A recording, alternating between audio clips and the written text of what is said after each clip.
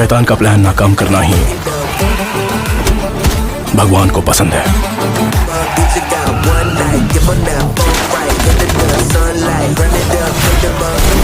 रखना, हमला पहले सिर से होना चाहिए।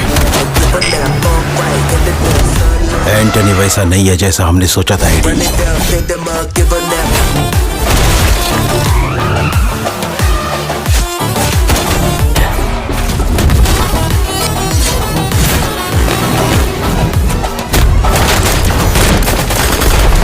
তো বন্ধুরা আজকে আমি একটা জবরদস্ত মুভি দেখে আসলাম। মুভিটার নাম হলো কাট্টালান। তো মুভিটা কেমন হচ্ছে সেটাই আলোচনা করব তোমাদের সাথে।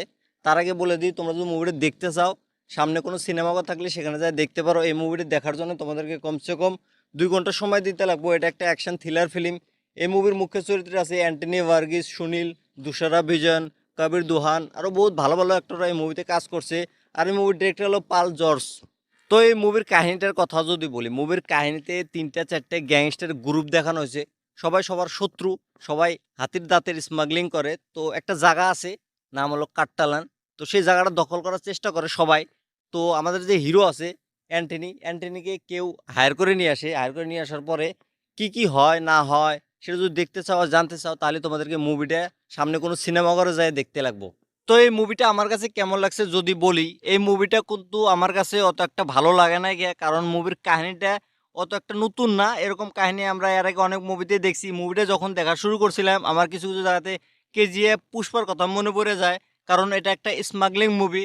যেমন আমরা পুষ্পা মুভিতে দেখছি চন্দন কাঠে স্মাগলিং করে, এখানে দেখানো হয়েছে হাতির দাঁতের স্মাগলিং। তো মুভির কাহিনীতে নতুন কিছুই নাই, মুভির কাহিনীটা ভালোভাবে প্রেজেন্ট করছে, সে কারণে অল্প ভালো লাগে। তোমরা চাইলে মুভিটা দেখতে পারো, মুভিটা তোমাদেরও ভালো লাগবো। মুভির রান টাইমটা খুবই ছোট, 2 ঘন্টা, দেখতে দেখতে চলে যায়। অ্যাক্টরের পারফরমেন্সের কথা যদি বলি, অ্যান্টনি ভার্গিস এই মুভির ভিতরে খুব সুন্দরভাবে অ্যাক্টিং করছে। সবচেয়ে বেশি অ্যাক্টিং ভালো লাগছে আমার হলো সুনীলের অ্যাক্টিং।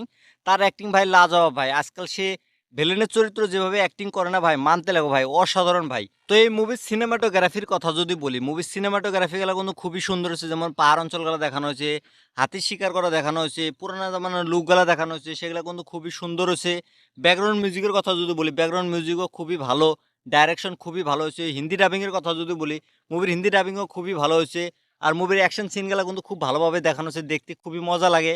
আর তোমরা যদি মুভিটা দেখছাও, তাহলে আমাকে কমেন্ট করে জানিয়ে দাও মুভিটা তোমাদের কাছে কেমন লাগছে। আর আমার রিভিউটা তোমাদের কাছে কেমন লাগছে সেটা তোমরা কমেন্ট করে জানিয়ে দাও। আর এরকম রিভিউ দেখার জন্য আমার এই চ্যানেলটা সাবস্ক্রাইব করে দিও।